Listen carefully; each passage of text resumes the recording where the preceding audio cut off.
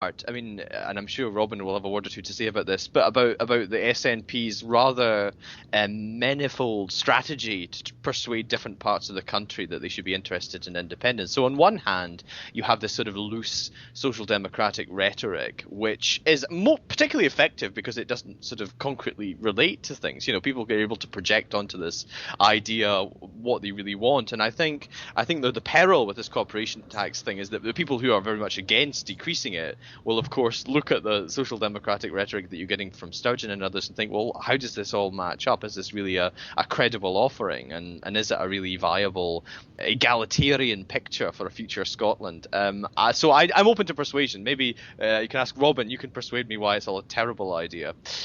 It's an absolutely crazily abysmal idea There we are. in every conceivable way.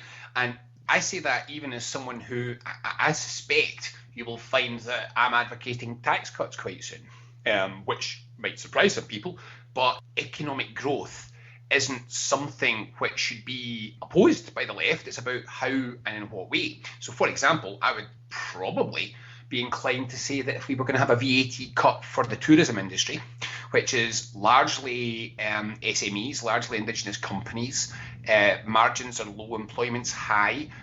That's an area where we might want to say, yeah, let's do something. But sorry, Robin, do you not remember the last time you were on? There won't be a tourist industry because nobody will know where they're going. Yes, that's right. That's right. Yeah. Well, we're obviously going to have to do something. I've been watching the Neil Oliver History of Scotland again, and I'm suddenly convinced that what we need to do is create, once we're independent, is create a massive Game of Thrones style 3-part series telling the early history of Scotland to export around the world. We can fix all that problem again. You know, that's you see, you read my mind. I think that's exactly what we should do. It'd be great because, of course, partly the Game of Thrones was based to some extent on Scottish history. It'd be splendid, but don't tell anybody because I was intending on writing it on the sly. Oh well, but cut this bit out, and I'll come in as a producer. We've got a wee film production company. My partner's a filmmaker, so we'll sort that out after the podcast, obviously. Splendid. But the real problem with corporation tax is, and this is the most horrific thing, that it doesn't work. Corporation tax cuts do not work. And I'm not an economist in background, but I've spent the last 10 years rapidly trying to catch up. And the reason that corporation tax cuts don't cause economic growth is because they don't cause economic growth in theory.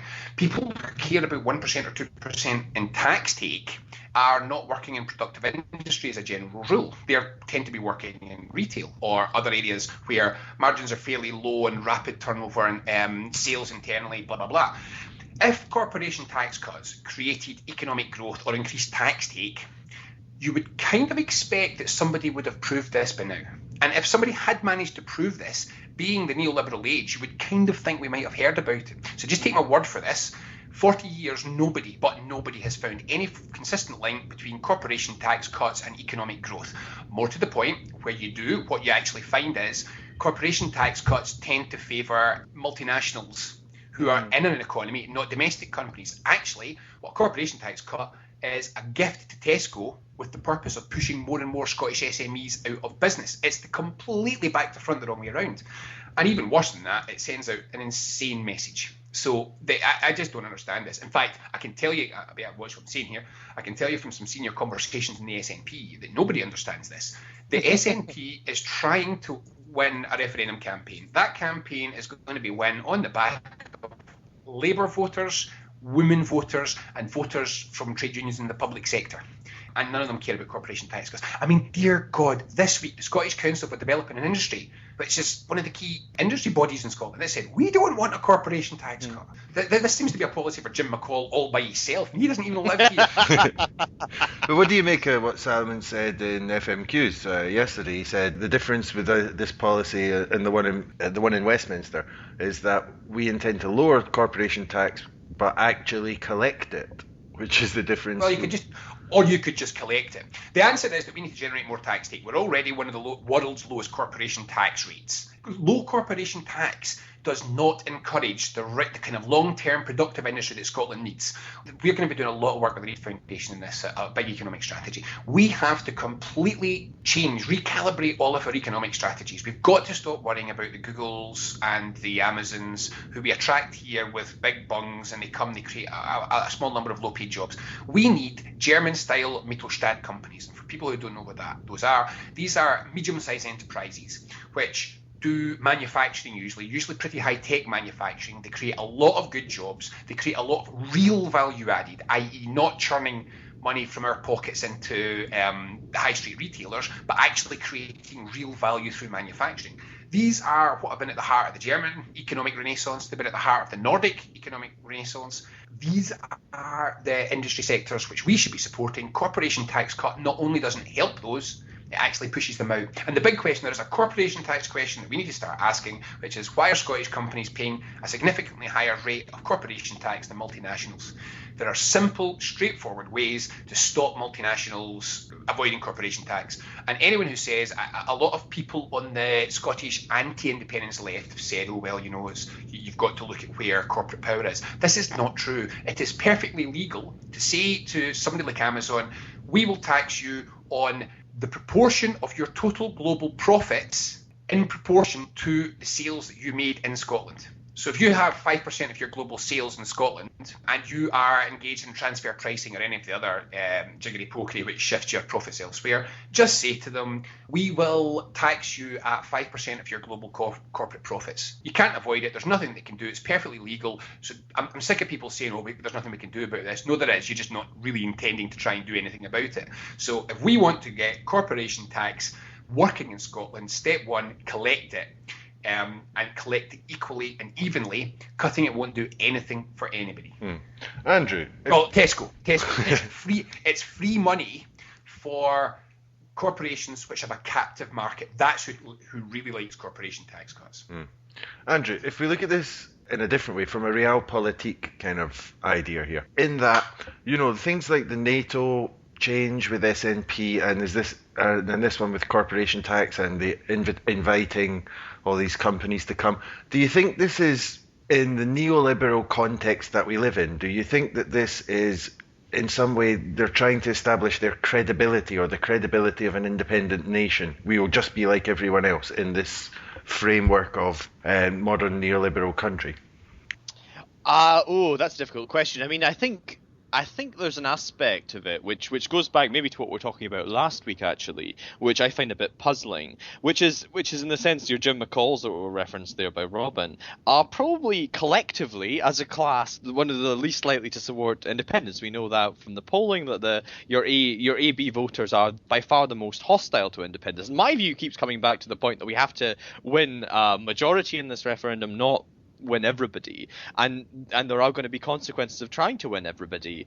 And I do wonder if there's an extent to which this sort of gesture towards corporation tax is an attempt to win over the people that are least likely to support independence, and therefore probably a waste of kind of energy from the nationalist position. I assume though that Robin made a few references there to senior nationalists who don't know what's what on this. I mean, I assume that the kind of aubergine shaped man behind it all is Salmond, who clearly thinks that this is an important thing to do, and because he meets these kind of people, he encounters your Jim McCalls, and therefore he wants to have something to say to them. But I'm not entirely convinced that it really helps us from a kind of realpolitik if one more person tells me position towards actually winning it in 2014.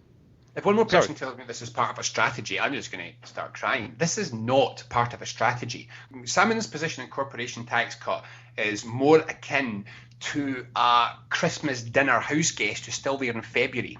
This is a policy which was knocked together in 1999 after the Penny for Scotland didn't work by a small group in the party who said we need to present ourselves as more business friendly. Now, I wasn't completely convinced by that, but you can argue that to some extent it worked. It brought people round who wouldn't have otherwise come round.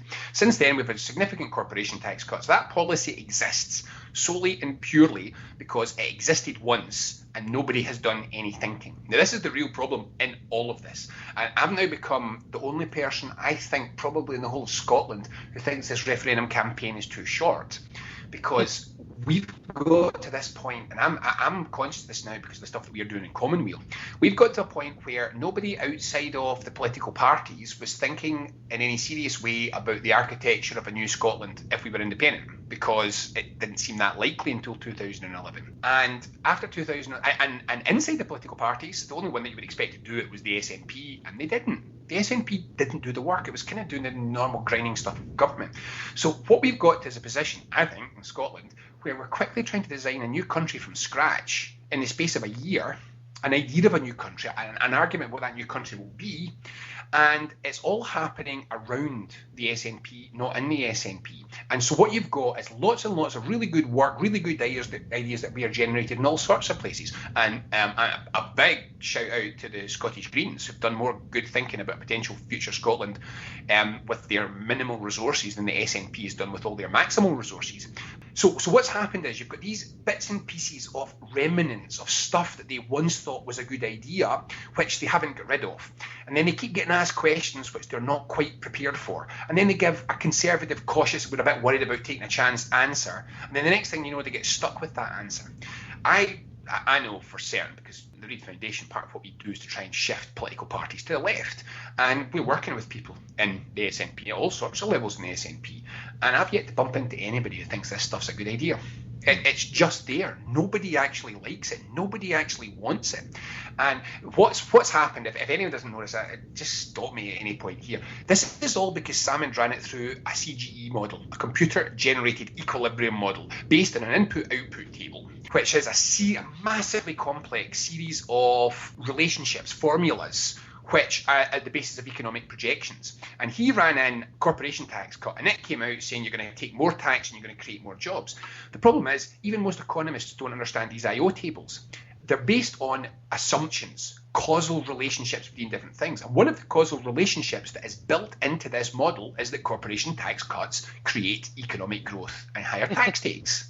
Now, few people understand this, but this is embedded into the model. And so what Salmond's got in his head is this is economically sound because we ran it through an IO model. But IO models aren't supposed to show that stuff. So he's got this lodged in his head. And frankly, despite the efforts of quite a few people, they haven't managed to dislodge this idea. Corporation tax cuts do not create economic growth and they do not create more jobs. And if they do create more jobs, they're always crappy, low-paid jobs. So these are just, like I say, these are almost like ghosts, like echoes, like stuff that are all stuck there. And in the meantime, they are passing for strategy while a strategy is being developed. Because really, there isn't a strategy yet. One of the things that I find strangest, being on the yes side of this campaign, is everybody I've met thinks everybody else has got an absolute top drawer strategy sitting in an envelope on their desk just waiting to be deployed. I am not sure that's true. I think we are feeling our way towards an independence campaign position, and that we've got about 6 months to get this right. And if we don't give ourselves a shake and get this right in 6 months, all we are going to have is basically a collection of old, unfit for purpose half policies masquerading as a vision.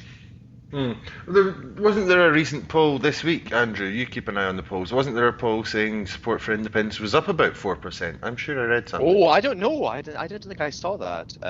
There was a poll last weekend which suggested that it was up to about 35%. It was a slightly different question, but to be quite honest, that's largely within margins of error. So I wasn't popping champagne corks or anything, but it was reasonably reassuring. Well, you both talked about winning people round there, so someone we're not going to win round at all, I think, without the use of some serious weaponry, I think, is Mr. Fauxrage, who's back in Scotland again. It's time to disparage the Farage again. Who would like to go first? Maybe Andrew, I think. Yes, well, he's back for the sort of Aberdeen Donside by-election, and I hope he finds the voters in Donside rather more convivial than he found the students in Edinburgh that he encountered. I think it's kind of funny. I mean, I was listening to the BBC. They had hustings the other day with all of the Aberdeen Donside candidates, which were absolutely bilious. It was a kind of bear pit of sort of shrieking condescension. It was rather grim. But it was kind of interesting because it was interesting to see that all of the opposition parties, and the UKIP person wasn't there, but they all sort of were running against Edinburgh, which I thought was kind of just an interesting thing to hear. Though all of their patter was about how poor Aberdeen was being ripped off, and it sort of struck me as kind of interesting that you get the sort of emergence of these new ways of framing this kind of opposition around the Edinburgh centre that doesn't care for the people of Glasgow if you happen to be a Glasgow Labour MP, and they don't care apparently for the people of Aberdeen if you happen to be a Labour councillor in Glasgow. So I think I'm quite interested in thinking about like politics in more geographical terms, and we often kind of leave that out of the story when we just look at national totals. So I've been quite enjoying just kind of rubbernecking